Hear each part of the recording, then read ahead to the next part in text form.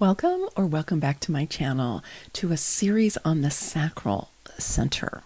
This is the second in a series of 5 videos, and this one is the sex and the Sacral Center. So I'm sure that you're going to be very interested in this one. Okay, let's go ahead and dive in.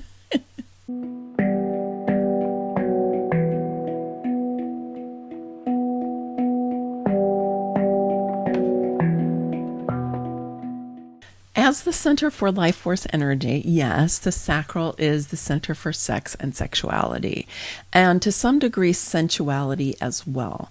But it's important to understand that sex and sexuality isn't only about actually the act of sex, okay? It includes that, but it's actually much bigger than that, because the question about sex is, what are the consequences? Well, having a family. Right? Having children, having a family. Now, that isn't always absolutely going to go that way, but these are in the same realm. So when we zero in on sex and sexuality in the sacral, we're going to take a look at the defense circuit. And other gates on the sacral also can have a quality of sexual energy to them. But the defense circuit, or the nurturing circuit, as it's been renamed in quantum human design, really has to do with our close-in relationships. These are the place where we have sex, where we make babies. This is where we teach babies, and we provide for them, and we bring them up, and we help them to understand who we are as a people, and all of that. And so this is in that circuitry. The tribal circuit has 2 main sub-circuits, okay? And the defense or the nurturing circuit is one of them. And the other is the commerce circuit, or the business circuit, which is the only circuit in the human design chart that doesn't run through the sacral. So as far as tribal circuitry goes, the defense circuit or the sustainability circuit is what it is. So let's zero in on the gates on the sacral that are associated with this circuitry. On the right side of the sacral is the gate 59, which in traditional human design is called sexuality. This is kind of the sexy gate of the human design system. And so it definitely does have that quality to it. And then it's been renamed as sustainability in quantum human design. And that doesn't mean that the sexuality of it goes away, but it is trying to bring to the surface that it's not just about literally having sex or sex appeal, although it is associated with all of those things. As a locus of energy, of life force energy, that 59 does have the energy for creating new people, right? But it also has the energy for providing for them. That 59-6 in traditional human design is known as the channel of mating, sometimes known as the channel of love and war. And this is not war like nation war. This is like conflict in relationship. Okay, conflict, inside of a family, or a small tribe. That's really what that's about, which of course happens in every family, in every relationship. There's some kind of conflict that comes up. And then the question is how do we respond to conflict, right? How do we make conflict productive, or how do we use it to make us closer to each other, which is ideally what the 6 is going to help us with, because it is about intimacy. It's about, is it safe to enter into sex with this person in a way that will create intimacy, right? And if not, there can be friction. But when we do enter into sex and there is intimacy, and then there are children, right? Then this 59-6 wants to be able to provide for them in ways that are sustainable. I did a reading for a friend who has this at one point, and it was like her main channel, right? And I was like, oh goodness, you must really be into providing for your kids. She goes, oh, so much. I've really had to learn to try to cut back, because I've been so driven about providing for my kids. And I know for me, I've got the 59, not the 6, but I do have the 59. And I definitely feel very driven to provide for my child. And so that is an energy of providing for. And it is related to sex in the sense that providing for other people often comes from sex, but it's part of much more of a continuum. We've done this kind of weird thing of like pulling sex out and having it be on its own as if it weren't part of a larger life experience. Not really true, right? So that's part of what the 59.6 and especially the 59 is suggesting that we take a look at. How do we situate our sex and sexuality inside of a larger context of relationship, which is about how we, in a tribal context, how we provide for each other and how we do that in a sustainable way. And then on the other side of the sacral is the gate 27, which is known as responsibility in traditional human design and accountability in quantum human design.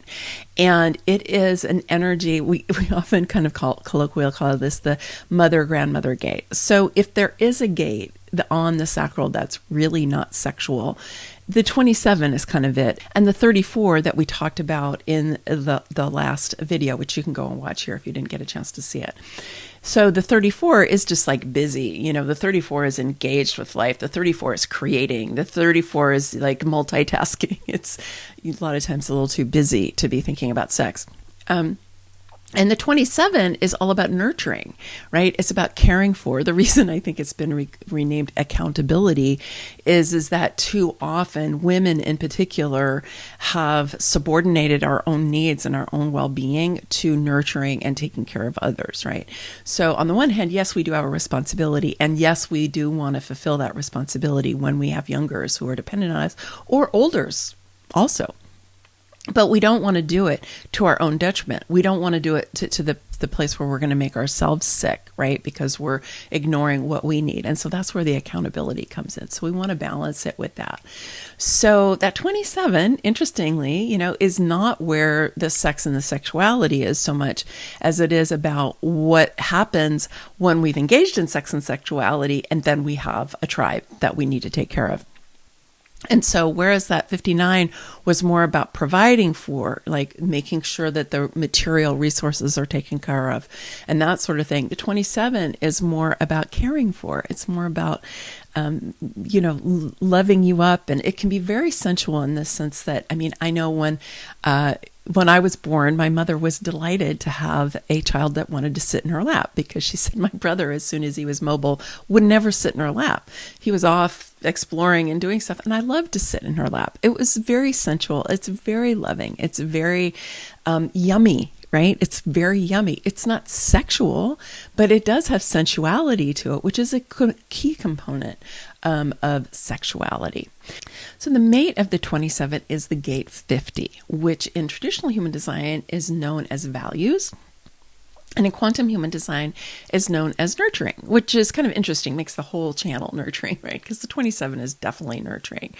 And the 50 has this quality of helping to bring up the youngers to understand who we are as a tribe, helping to instill standards of behavior.